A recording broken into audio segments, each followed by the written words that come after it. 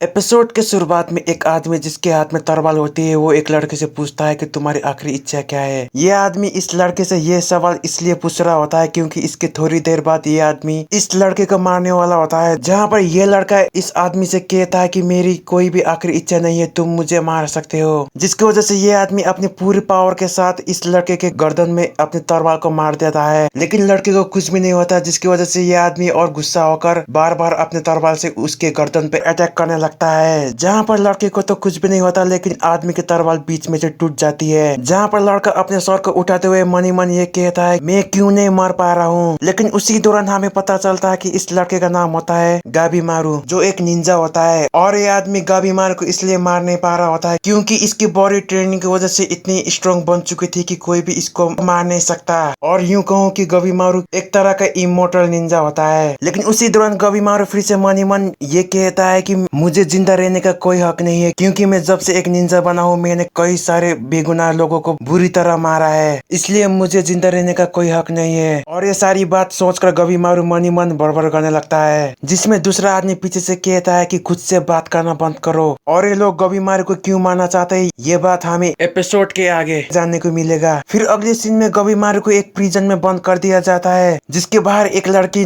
गाबीमारू की निगरानी के लिए बैठी हुई थी। जहाँ पर ये लड़की गाबीमारू की पिछली जिंदगी के बारे में बताने लगती है, जिसमें लड़की कहती है कि तो तुम्हारा नाम है गाबीमारू और तुम एक ईगावाकुरे गांव से आए हो और तुम बचपन से सिर्फ निंजा बनने के लिए ट्रेनिंग करते आए हो, और इसी वजह से तुम्हारी बॉडी इतनी स्ट्रॉन्ग बन चुकी है कि कोई भी तुमको अभी मार नहीं पा रहा है। जिसमें गाबीमारू कहता है कि तुमने सही कहा। जिसमें गाबीमारू लड़की से कहता है कि तुम तो सिर्फ मेरे बारे में थोड़ा ही जानती हो। जिसमें लड़की कहती है कि तुम फिक्र मत करो, मैं बाद में तुम्हारे बारे में और भी इंफॉर्मेशन हासिल कर लूंगी। जहाँ पर लड़की ये भी कहती है कि अगर तुम एक निंजा हो तो क्या तुम मुझे कुछ अपना टेक्निक के बारे में बता सकते हो। जिसमें गाबीमारू सीधा सीधा नहीं कह देता है। फिर अगले दिन एक लीडर अपने सिपाही को हुक्म देता है कि इसको एक लकड़ी में बांध के इसको जला दो, जिसकी वजह से सारे सिपाही गाबीमारू को एक लकड़ी में बांध कर उसको जलाने लगते हैं। जहाँ पर लीडर को लग रहा होता है कि अब इससे इसकी मौत जरूर हो जाएगी, लेकिन फिर भी गाबीमारू को कुछ नहीं होता, जिससे लीडर परेशान होने लगता है और उसको फिर से उसी प्रिजन में जाकर बंद कर देता है। जहाँ पर फिर से वही लड़की गाबीमारू के निगरानी के लिए आई हुई होती है। जहाँ पर गाबीमारू लड़की से कहता है कि क्या तुम अपने लीडर को जाकर कह सकती हो कि वो मुझे जल्दी से जल्दी मारे। जिसमें लड़की कहती है कि मैं इसमें कुछ भी नहीं कर सकती। जिसमें गाबीमारू मनी मन ये कहता है कि तुम्हारा लीडर बहुत ही कमजोर है। जहाँ पर लड़की गाबीमारू से पूछती है कि तुम लोगों को क्यों मारते हो। जिसमें गाबीमारू कहता है कि जब मैं छोटा था मेरे सामने मेरे डैड और मॉम को किसी ने मार दिया था। जहाँ पर एक आदमी किसी गाँव का चीफ होता है,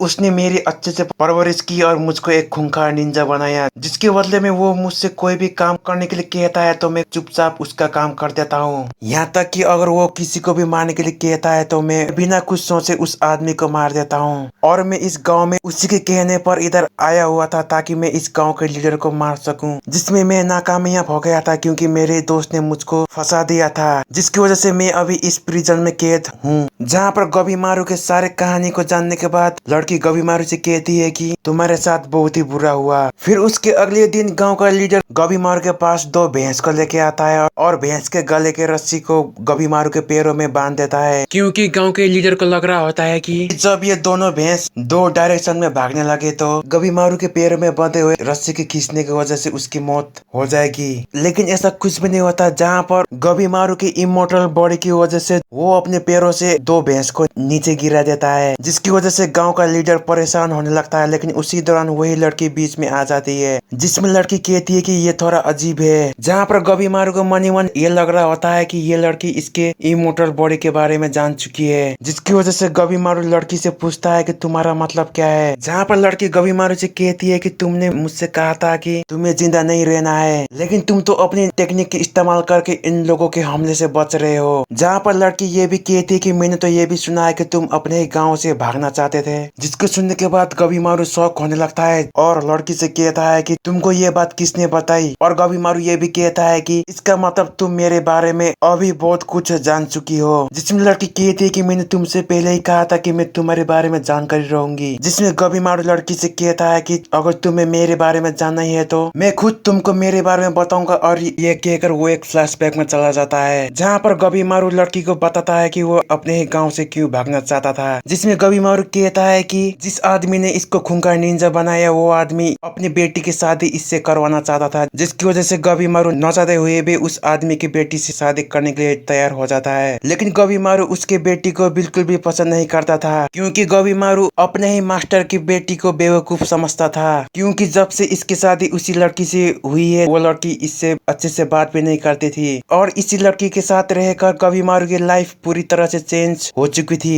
जिससे परेशान होकर गबीमारू अपने मास्टर यानी कि जिस आदमी ने इसको एक निंजा बनाया उससे जाकर बात करने लगता है, जिसमें वो कहता है कि मैं इस गांव को छोड़कर जाना चाहता हूँ। लेकिन इसका मास्टर इसका बात मानने से इनकार कर देता है, जहाँ पर हमें ये बात भी पता चलती है कि इसके मास्टर ने अपनी ही बेटी की शादी गबीमारू से इसलिए करवाई थी कि ताकि गबीमारू कभी भी इस गांव को छोड़कर बाहर जा ना पाए। जिसकी वजह से गबीमारू की इस फैसले को सुनने के बाद इसका मास्टर शॉक होने लगता है। लेकिन फिर भी गबीमारू का मास्टर गबीमारू से कहता है कि ठीक है, अगर तुम इस गांव को छोड़कर जाना चाहते हो तो तुम इधर से जा सकते हो, लेकिन उससे पहले तुम्हें मेरा एक काम करना पड़ेगा। जिसके लिए गबीमारू मान जाता है, और ये वही काम होता है जहाँ पर गबीमारू के खुद के ही दोस्त इसको फंसा देते हैं। उसके बाद सीन फिर से प्रेजेंट में आ जाती है, जहाँ पर गबीमारू लड़की से कहता है कि अब तो तुम्हें पता चल गया होगा कि मैं अपने गांव से क्यों भागना चाहता था, जिसमें लड़की कुछ भी नहीं कह पाती। फिर अगले ही दिन फिर से गबीमारू को मारने की कोशिश जारी रहती है, जहाँ पर फिर से गाँव का लीडर गबीमारू को काटने की और जलाने की कोशिश करता है, जिसमें फिर से लीडर नाकामयाब हो जाता है, क्योंकि गबीमारू को अभी भी कुछ भी नहीं हो रहा होता है। जिसमें वही लड़की गाँव के लीडर के पास जाके कहती है कि मैं अभी इसके लिए रेडी हो चुकी हूँ। फिर अगले सीन में गबीमारू को गांव के सारे आदमी मिलकर एक अंडरग्राउंड एरिया में लेके जाते हैं, जहां पर फिर से उसको मारने की कोशिश किया जाएगा। जिसमें गबीमारू गांव के लीडर को कहता है कि बस करो, अभी मैं बहुत थक चुका हूं। इसमें लीडर गबीमारू से कहता है कि तुम फिक्र मत करो, इस बार हम जरूर कामयाब हो जाएंगे। जिसके कुछ ही देर बाद गबीमारू को एक रूम में लेके जाते हैं, जहाँ पर वही लड़की उधर मौजूद होती है। जिसमें गाँव का लीडर कहता है कि ये लड़की तुम्हारी निगरानी के लिए नहीं, तुमको मारने के लिए आई हुई है, और ये लड़की ईडो नाम के एक गाँव से आई हुई है। और ईडो एक ऐसा गांव है जहाँ के निंजा को इस तरह ट्रेनिंग दिया जाता है, जहाँ पर वो लोग अपने तलवार की मदद से किसी भी चीज को एक ही बार में काट सकते हैं। लेकिन गबीमारू ये सब बात पहले से ही जानता था, जिसकी वजह से गबीमारू थोड़ा घबराने लगता है। जहाँ पर गाँव का लीडर इस लड़की का नाम कहने लगता है, जिसमें लीडर कहता है कि इस लड़की का नाम है यामाडा।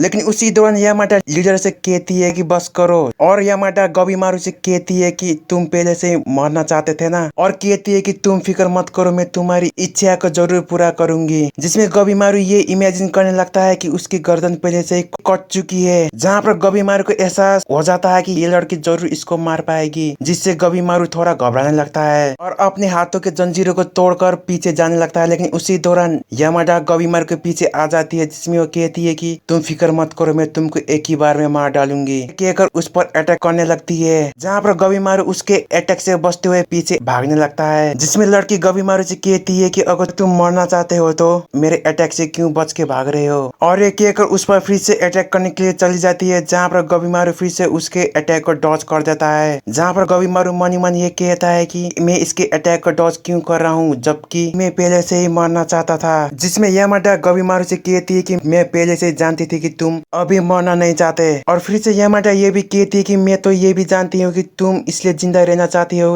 क्योंकि तुम अपने मास्टर की बेटी से प्यार करने लगे थे। जिसे सुनने के बाद गबीमारू फिर से एक फ्लैशबैक में चला जाता है, जहाँ पर गबीमारू अपने मास्टर के बेटी के साथ बिताया हुआ पलों को याद करने लगता है। जिससे गबीमारू को गुस्सा आ जाता है और एक आदमी के तलवार को चुराते हुए यामाडा पर अटैक करने के लिए चला जाता है, जिसमें यामाडा उसके अटैक को रोक लेती है। जिसमें यामाडा गबीमारू से कहती है कि तुम कब तक खुद से ही झूठ बोलते रहोगे। जिसे सुनने के बाद फिर से गबीमारू को गुस्सा आ जाता है और यामाडा पर फिर से ब्रूटल तरीके से अटैक करने लगता है। जहाँ पर गबीमारू यामाडा से कहता है कि तुमने सही कहा कि मैं मास्टर की बेटी को पसंद करने लगा था, जिसकी वजह से मैं चाहता था कि मैं और वो उस गांव को छोड़कर कहीं दूर जाकर एक अच्छी सी जिंदगी जिए। लेकिन मेरे खुद के ही मास्टर ने मेरे बात को इनकार कर दिया, और तब से मैं हमेशा ही मरना चाहता था, क्योंकि मुझे पता चल चुकी थी कि जब तक मेरे मास्टर मेरे साथ है मैं उसके साथ कभी भी खुश रहने के बारे में सोच नहीं सकता। जिसको सुनने के बाद यामाडा गबीमारू से कहती है कि तुम अभी भी उसके साथ एक अच्छी सी जिंदगी जी सकते हो, और ये कहकर गबीमारू के सामने ऑफिशियल पार्डन नाम के एक नोट को बाहर निकलती है। इसमें यामाडा गबीमारू से कहती है कि ये ऐसी चीज है जिसके मदद से कोई भी इंसान अपने दुख भरी जिंदगी से बाहर निकल सकता है। जिसे सुनने के बाद गबीमारू शॉक हो जाता है और मन ही मन ये कहता है कि मुझे नहीं लगता कि ऐसी कोई भी चीज हो सकती है। जहाँ पर यामाडा गबीमारू से कहती है कि अगर तुम इसको इस्तेमाल करना चाहते हो तो तुम्हें अंडरवर्ल्ड में जाना पड़ेगा, जिसको पैराडाइज भी कहा जाता है। जहाँ पर गबीमारू यामाडा से कहता है कि जहाँ तक मुझे पता है ये जगह नर्क और स्वर्ग के बीचों बीच में है ना। जिसमें यामाडा कहती है कि तुमने सही कहा, और यामाडा ये भी कहती है कि अगर तुमने उस जगह से इलेक्जर ऑफ लाइफ को हासिल कर लिया तो हम रियोकू किंगडम में जाकर इलेक्जर ऑफ लाइफ को उन लोगों के हवाले कर देंगे, जिसके बदले में वो लोग तुमको इस दुख भरी जिंदगी से फ्री कर देंगे और साथ ही साथ तुम पर लगे हुए चार्जेस को भी हटा देंगे। जिसको सुनने के बाद गबीमारू यामाडा से कहता है कि तुम जो भी मुझको कह रही हो मुझे तो एक किसी तरह के सपने जैसा लग रहा है। जहाँ पर यामाडा गबीमारू से कहती है कि अगर तुम्हें मेरी बातों पर यकीन नहीं है तो तुम खुद उसी जगह पर जाकर इस चीज का पता लगा सकते हो। जिसमें यामाडा ये भी कहती है कि मुझे तो ये भी पता है कि तुम्हारी बीवी अभी तक उसी गाँव में रहती है और तुम्हारी इंतजार कर रही है, क्योंकि जब से तुम इस जगह पर बंदी बनकर बैठे हुए हो तब से तुम्हारी बीवी ने खुद को एक कमरे में बंद कर दिया है और वो किसी के साथ भी बात करना पसंद नहीं करती है, क्योंकि उसको लग रहा है कि तुम जरूर उसके पास फिर से चले जाओगे। जिसको सुनने के बाद गबीमारू थोड़ा इमोशनल होने लगता है। जहाँ पर फिर से यामाडा गबीमारू से कहती है कि अगर तुम अपनी बीवी के पास फिर से जाना चाहते हो तो तुम्हें एलेक्जर ऑफ लाइफ को ढूंढ के आना पड़ेगा। जहाँ पर बीच में गाँव का लीडर यामाडा से कहता है कि मैं इस लड़की को यूं ही इधर से जाने नहीं दे सकता और अपने आदमियों से कहता है कि इन दोनों को बंदी बना लो। जिसको सुनने के बाद गबीमारू यामाडा से कहता है कि तुम मेरी टेक्निक के बारे में जानना चाहती थी ना, और ये कहकर एसिटिक ब्लेड का इस्तेमाल करते हुए अपने सारी बॉडी पर किसी तरह का आग पैदा कर देता है, जिससे यामाडा और बाकी के लोग शॉक होने लगते हैं। जिसके कुछ ही सेकंड में गबीमारू गांव के लीडर को छोड़कर उसके सारे आदमी को मार देता है। जहां पर गबीमारू यामाडा से कहता है कि मैं तुम्हारे साथ एलेक्जर ऑफ लाइफ को ढूंढने के लिए रेडी हूँ। जिसमें यामाडा गबीमारू से कहती है कि पहले हमें एक ईडो नाम के गाँव में जाना पड़ेगा। और इसी के साथ ही एपिसोड यहीं पर खत्म हो जाती है। आई होप आप सभी को ये एपिसोड अच्छा लगा होगा। मिलते हैं अगले वीडियो में।